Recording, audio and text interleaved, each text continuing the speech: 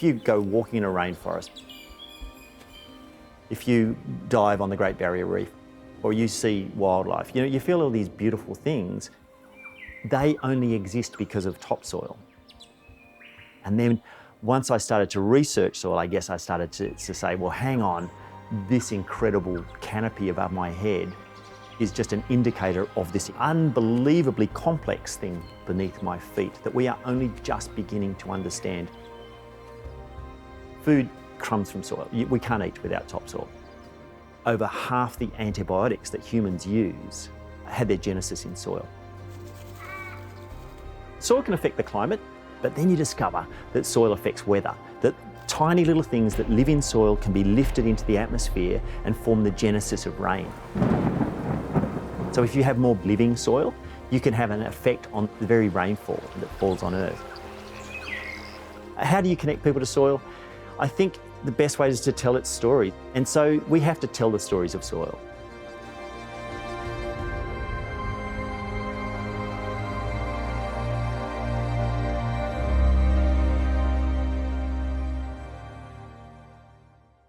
To me, soils are the essence of everything, and they're this the life of the whole planet. It's a privilege to think that we are able to grow food for the nation and society. And I think it's even more of a privilege to now understand that we can actually heal the soil. A lot of people will drive out here and think this is a very barren, isolated area, but to us it's home. Originally when we came here it was so bare and so hard, but basically it's been grazing management. It's producing healthy product while at the same time regenerating landscape. I think we've noticed some pretty serious volatility with the climate. Australia's got a hostile environment to grow crops in, and we're naturally curious about how we can create systems that are more resilient. We probably think about soil a bit differently now to what we have done in the past. I've been absolutely fascinated with some of the things that I've learnt. We're really excited about the opportunity here in Tassie to bring other farmers on the journey, both regeneratively and also just servicing the local community. Well, the soil is the absolute foundation of what it is that we're doing. I'm excited because a lot of people that reach out to us that are starting to instigate change are kind of our generation.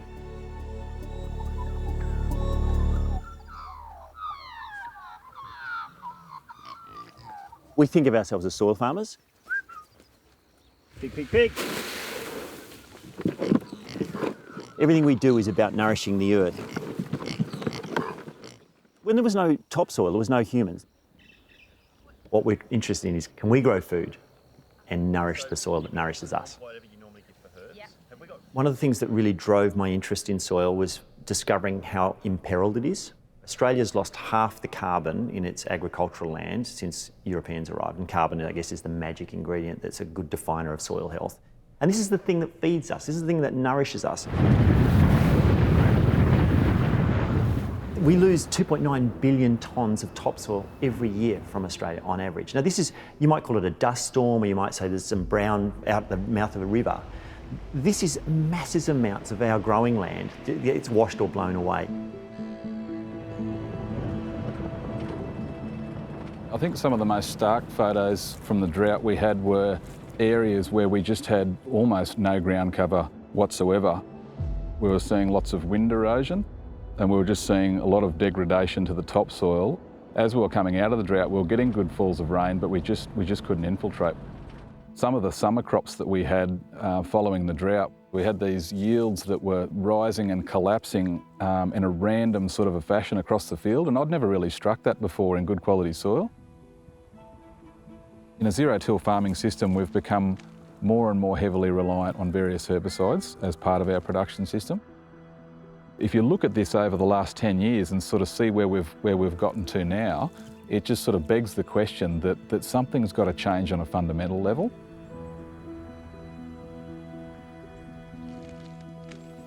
From everything comes soil. Our clean air, our clean water, our food, our fibre. We're killing so much. You know, you put a fungicide out, you're not only killing the pathogen, but you're killing the beneficials in the soil, and they've proven that. The healthier the soil, the less chemicals you need, the less fertilisers you need. It's time to start now. We can't go any further without doing something. It is now.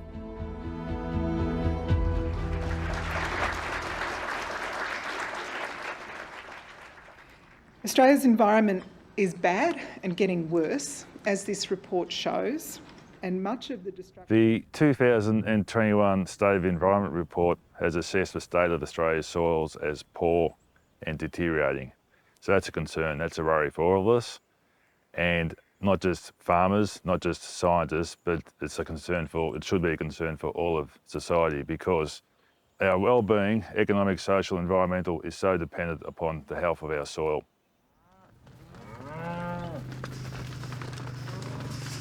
I can't believe the way I used to look at farming systems. As a young farmer who's farmed all around Australia, how ecologically illiterate I was. Actually understanding the ecological relationships between all those organisms and insects and nutrition and water cycles, carbon cycles, nitrogen cycles, they're actually really, really important. And along with observation and working with those systems, we can create great change. I think soil and its really important drivers like carbon and microbiology have been left out of the conversation for too long. Our vision is that through data, through environmental data, production data and commercial data, that we can show that we can produce as much food, if not more, per square metre or per square hectare, and that we're more resilient throughout climatic issues, and we can hopefully create a food that is more nutrient dense. So we're in one of our multi-species paddocks. We call them our salad bowl paddocks because things that you and I eat, like turnip, our cattle also eat, and what these plants do is they really turbocharge the soil health. So by introducing grasses, cereals, legumes, brassicas and things like that, you change up the diversity above ground, but more importantly below ground, we start seeing a big difference made to the different types of microbiology, insects and other animals that live in our system. I mean, multi-species absolutely can be a massive tool that large-scale farmers or anyone can use to improve soil health. It is just really exciting to see what's actually been achieved on this farm in such a short time. It was a big, bold move to say no chemicals and no herbicide, just pull the rug out from under the soil, but the farm is really starting to respond now. I think we really need to just that awareness and awakening that our soil is actually alive, and if we actually treat it as a living organism, it's actually going to support us. It's going to help the production of the food. We're going to have much more nutritionally dense food, which is leading to better human health. Well, really, soil is life, or it should be, shouldn't it? Which a lot of people don't put a lot of thought into.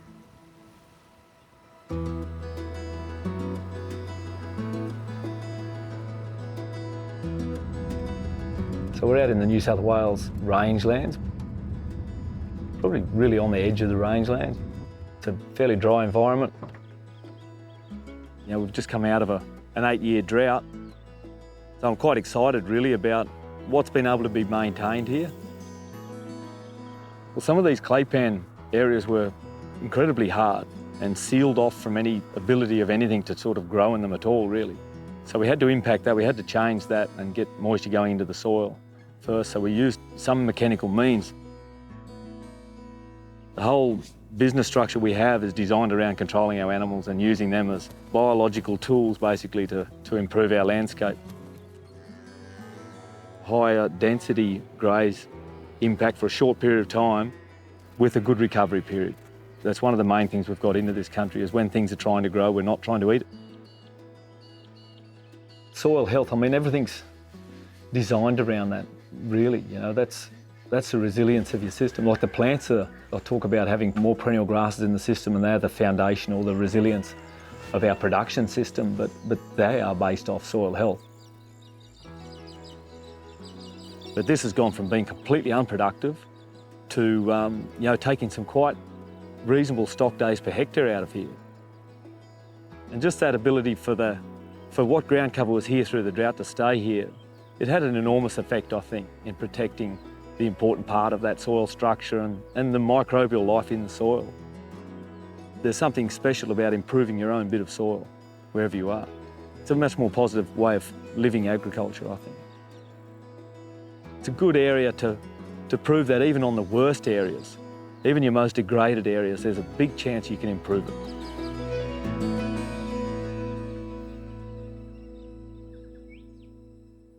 We started to implement some of the systems that we've been learning about to promote soil health and soil biology. We started a deep ripping campaign on both sides of the paddock, and then one side of the paddock we eliminated synthetic fertilisers, fungicides, insecticides, and greatly reduced our use of herbicides and started growing multi-species cover crops there. We're infiltrating water more effectively and having less runoff in the areas that we're growing the multi-species cover crop. I think probably one of the most significant changes we've found is the ability to be able to grow a crop and to be able to have some good production in an area without relying as heavily on inputs. But almost unanimously, people that you talk to can pretty much unanimously agree that something needs to change. The broadacre cropping industry, I think, is advancing and pushing on this front about as rapidly as it's able to. When it comes to soil biology and what it can do for us, who doesn't want to farm with less dollars going into inputs? I mean, it's almost a no-brainer.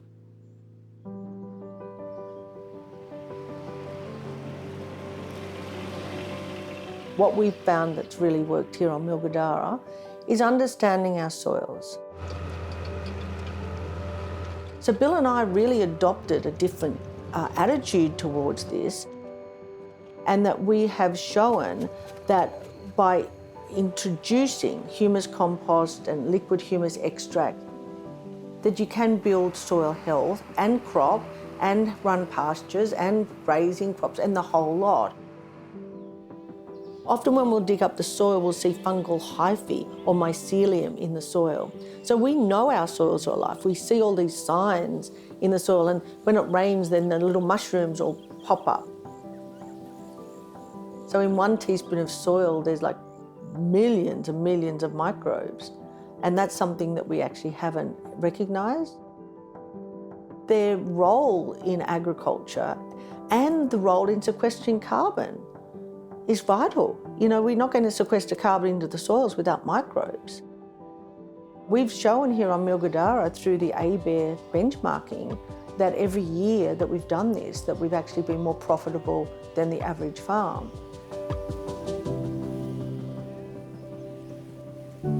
Producers are on the front line of dealing with climate change, of environmental degradation, of having to face really difficult market circumstances. And yet, this is a group of people that are so dedicated to what they're doing. And one of the things that I discovered is this incredible group of producers right across the country who are innovating, who are really caring about their landscapes and doing everything that they can to produce beautiful, delicious, healthy food and fibre, and to do what they can to improve the landscape. There's a broader recognition of the importance of soils and soil health to the vitality of Australia.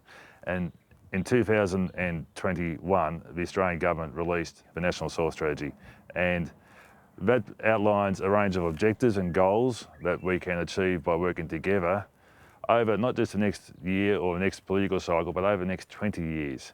And there's a 20-year vision for how we can all work together to better manage our soils and deliver a whole range of benefits. It's up to all of us, with the support of government and others, to now deliver upon it. When we got here, you couldn't drive a stake into the ground. This had been run over by a lot of tractors. It was impoverished. It had been overgrazed for a number of years. We know the carbon in our garden has doubled in this part of the farm in the last 10 years since we've been growing food here. And the fact that I can just scrabble around with my hands and not only feel how good it is, smell how good it is. You can actually see the fungal hyphae, the fine threads of fungi. I can see visible life, and everything I can see about visible life tells me about the invisible life, the billions of living things that are actually in a teaspoon of healthy soil. I can't see them, but I know they're there. And what they're doing is feeding my plants, which feed me, my family, and my community. We can take it for granted, we can think of it as dirt, but it's actually soil, healthy soil is actually vital for us to live. I think we've got to take responsibility for what we've done for the earth and the planet and the soils, and I don't think anyone will deny that. But I do think it's now people who have the ability with insight to change how we've managed soils and treated the planet. The capacity of the soil to restore itself and the whole environment to restore itself is immense if we give it the opportunity.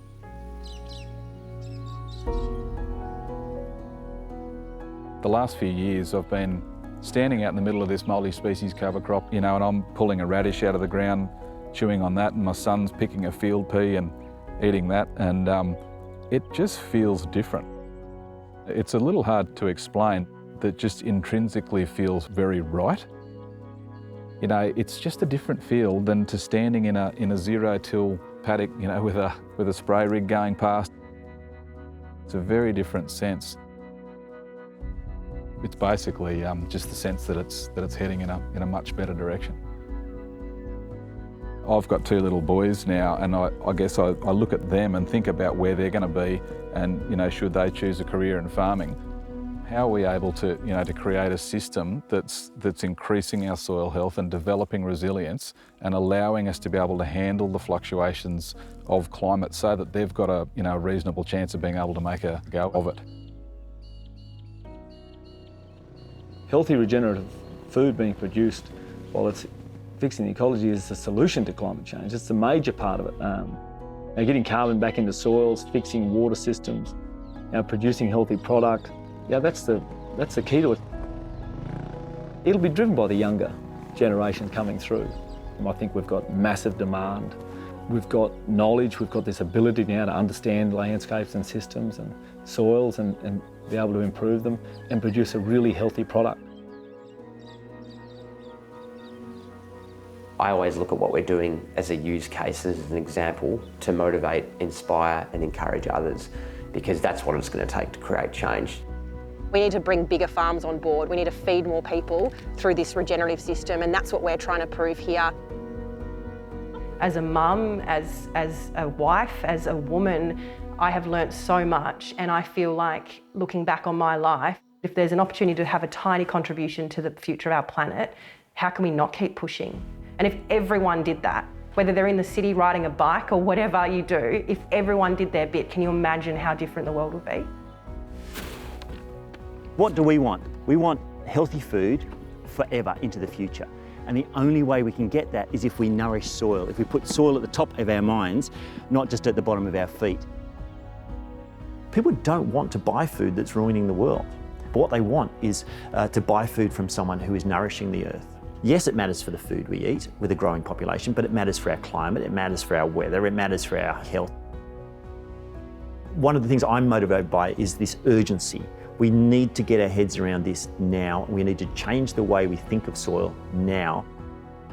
One of my main motivators with trying to get the message out about soil health is that I'm at the end of my working life, but this matters for every generation that is to come.